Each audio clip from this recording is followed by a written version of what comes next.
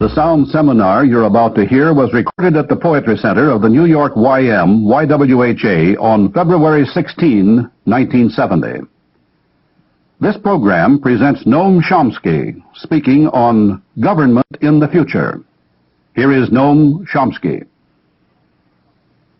I think it's useful to set up as a framework for discussion four somewhat idealized positions with regard to the role of the state in an advanced industrial society. I want to call these positions first classical liberal, second libertarian socialist, third state socialist, fourth state capitalist, and I want to consider each in turn. Also, I'd like to make clear my own point of view in advance so you can evaluate and judge what I'm saying. I think that the libertarian socialist concepts, and by that I mean a range of thinking that extends from left-wing Marxism through anarchism, I think that these are fundamentally correct and that they are the proper and natural extension of classical liberalism into the era of advanced industrial society. In contrast, it seems to me that the ideology of state socialism, that is what has become of Bolshevism, and of state capitalism, the modern welfare state, these of course are dominant in the industrial countries and the industrial societies, but I believe that they are regressive and highly inadequate social theories, and that a large number of our really fundamental problems stem from a kind of incompatibility and inappropriateness of these social forms to a modern industrial society. Well, then let me consider these 4 points of reference in sequence, beginning with the classical liberal point of view. Classical liberalism asserts as its major idea an opposition to all but the most restricted, minimal forms of state intervention in personal or social life. Well, this conclusion is quite familiar. However, the reasoning that leads to it is less familiar and I think a good deal more important than the conclusion itself. One of the earliest and most brilliant expositions of this position is in Wilhelm von Humboldt's Limits of State Action, which was written in 1792. Though not published for 60 or 70 years after that. In his view, the state tends to, quote, tends to make man an instrument to serve its arbitrary ends, overlooking his individual purposes. And since man is in his essence a free, searching, self-perfecting being, it follows that the state is a profoundly anti-human institution. That is, its actions, its existence, are ultimately incompatible with the full harmonious development of human potential in its richest diversity, hence incompatible with what Humboldt and in the following century Marx, Bakunin, Mill, and many others, what they see as the true end of man. And for the record, I think that this is an accurate description. The modern conservative tends to regard himself as the lineal descendant of the classical liberal in this sense, but I think that that can be maintained only from an extremely superficial point of view, as one can see by studying more carefully the fundamental ideas of classical libertarian thought, as expressed, in my opinion, in its most profound form by Humboldt. I think the issues are of really quite considerable contemporary significance, and if you don't mind what may appear to be a somewhat antiquarian excursion, I'd like to expand on them. For Humboldt, as for Rousseau, and before him the Cartesians, man's essential attribute is his freedom. Quote, to inquire and to create, these are the centers around which all human pursuits more or less directly revolve. But, he goes on to say, all moral culture springs solely and immediately from the inner life of the soul and can never be produced by external and artificial contrivances. The cultivation of the understanding, as of any of man's other faculties, is generally achieved by his own activity, his own ingenuity, or his own methods of using the discoveries of others. Well, from these assumptions, quite obviously, an educational theory follows, and he develops it, but I won't pursue it, but also far more follows. Humboldt goes on to develop at least the rudiments of a theory of exploitation and of alienated labor that suggests, in significant ways, I think, the early Marx. So Humboldt, in fact, continues these comments that I made, that I quoted about the cultivation of understanding through spontaneous action in the following way. He says, man never regards what he possesses as so much his own as what he does. And the laborer who tends a garden is perhaps in a truer sense its owner than the listless voluptuary who enjoys its fruits. And since truly human action is that which flows from inner impulse, it seems as if all peasants and craftsmen might be elevated into artists. That is, men who love their labor for its own sake, improve it by their own plastic genius and inventive skill, and thereby cultivate their intellect, ennoble their character, and exalt and refine their pleasures. And so humanity would be ennobled by the very things which now, though beautiful in themselves, so often tend to degrade it. Freedom is undoubtedly the indispensable condition without which even the pursuits most congenial to individual human nature can never succeed in producing such salutary influences. Whatever does not spring from a man's free choice, or is only the result of instruction and guidance, does not enter into his very being, but remains alien to his true nature. He does not perform it with truly human energies, but merely with mechanical exactness. And if a man acts in a mechanical way, reacting to external demands or instruction rather than in ways determined by his own interests and energies and power, he says we may admire what he does, but we despise what he is. For Humboldt, man is born to inquire and create. And when a man or a child chooses to inquire or create out of his own free choice, then he becomes, in his own terms, an artist rather than a tool of production or a well-trained parrot. This is the essence of his concept of human nature. And I think it's very revealing and interesting to compare it with Marx, with the early Marx manuscripts, in particular his account of, to quote, the alienation of labor when work is external to the worker, not part of his nature, so that he does not fulfill himself in his work, but denies himself and is physically exhausted and mentally debased.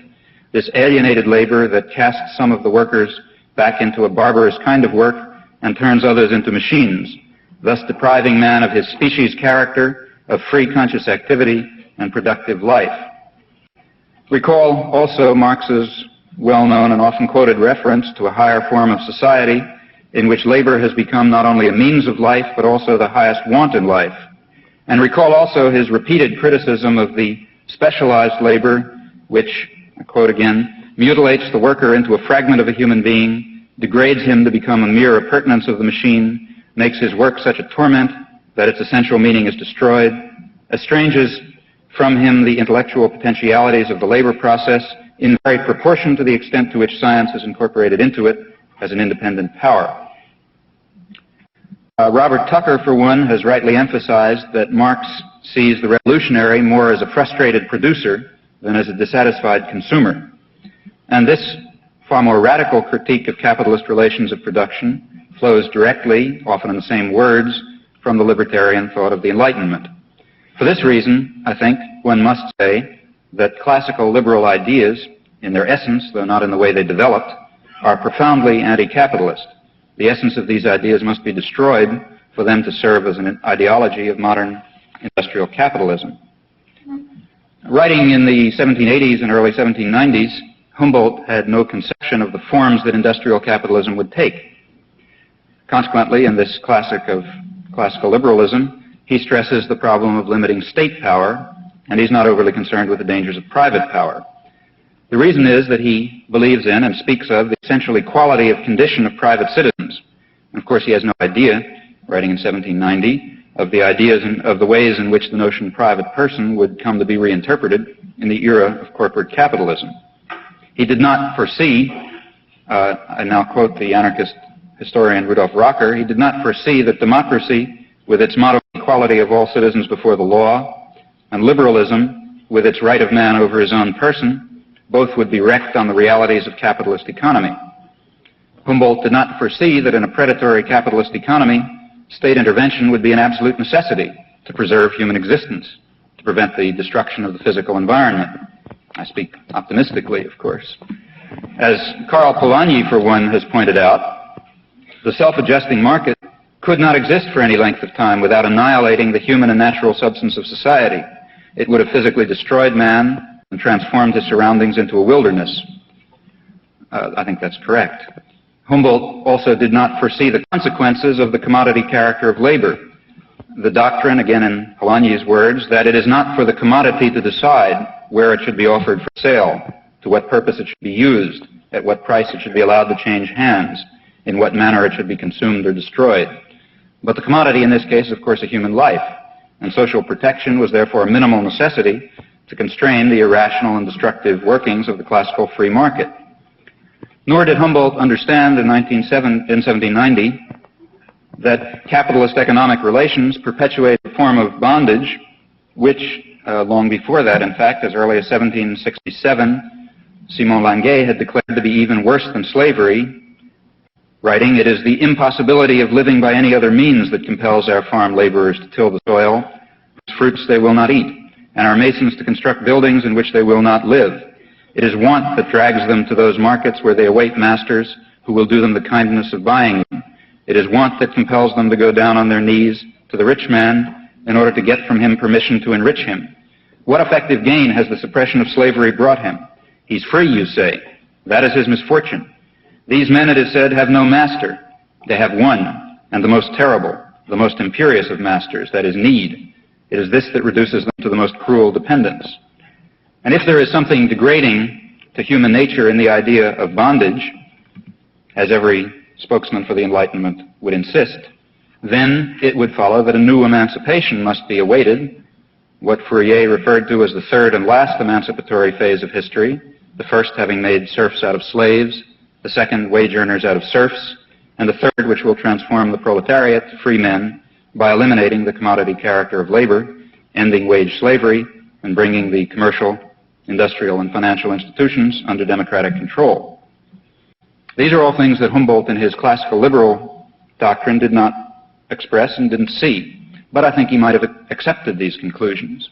He does, for example, agree that state intervention in social life is legitimate if freedom would destroy the very conditions without which not only freedom but even existence itself would be inconceivable, which are precisely the circumstances that arise in an unconstrained capitalist economy.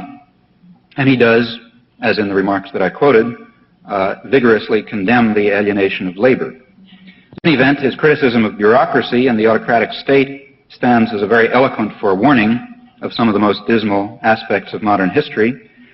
And the important point is that the basis of his critique is applicable to a far broader range of coercive institutions than he imagined, in particular to the institutions of industrial capitalism.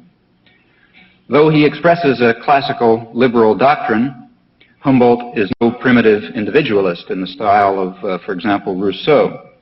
So Rousseau extols the savage who lives within himself, but Humboldt's vision is entirely different.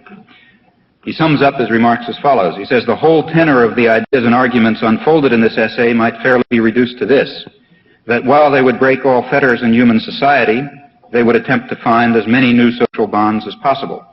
The isolated man is no more able to develop than the one who is fettered." And he, in fact, looks forward to a community of free association without coercion by the state or other authoritarian institutions, in which free men can create and inquire, achieve the highest development of their powers. In fact, far ahead of his time, he presents an anarchist vision that is appropriate, perhaps, to the next stage of industrial society. We can perhaps look forward to a day when these various strands will be brought together within the framework of libertarian socialism, a social form that barely exists today, though its elements can perhaps be perceived. For example, in the guarantee of individual rights that has achieved so far its fullest realization, though still tragically flawed in the Western democracies, or in the Israeli kibbutzim, or in the experiments with workers' councils in Yugoslavia, or in the effort to awaken popular consciousness and to create a new involvement in the social process, which is a fundamental element in the Third World revolutions, coexisting uneasily with indefensible authoritarian practice. So let me summarize this first point. The first concept of the state that I want to set up as a point of reference, classical liberal, its doctrine is that the state functions should be drastically limited, but this familiar characterization is a very superficial one. More deeply, the classical liberal view develops from a certain concept of human nature, one that stresses the importance of diversity and free creation, and therefore this view is in fundamental opposition to industrial capitalism, with its wage slavery, its alienated labor, and its hierarchic and authoritarian principles of social and economic organization. At least in its Humboldtian form, classical liberal thought is opposed as well to the concepts of possessive individualism which are intrinsic to capitalist ideology. So it seeks to eliminate social fetters, but to replace them by social bonds, not by competitive greed, not by predatory individualism, not, of course, by corporate empire, state or private.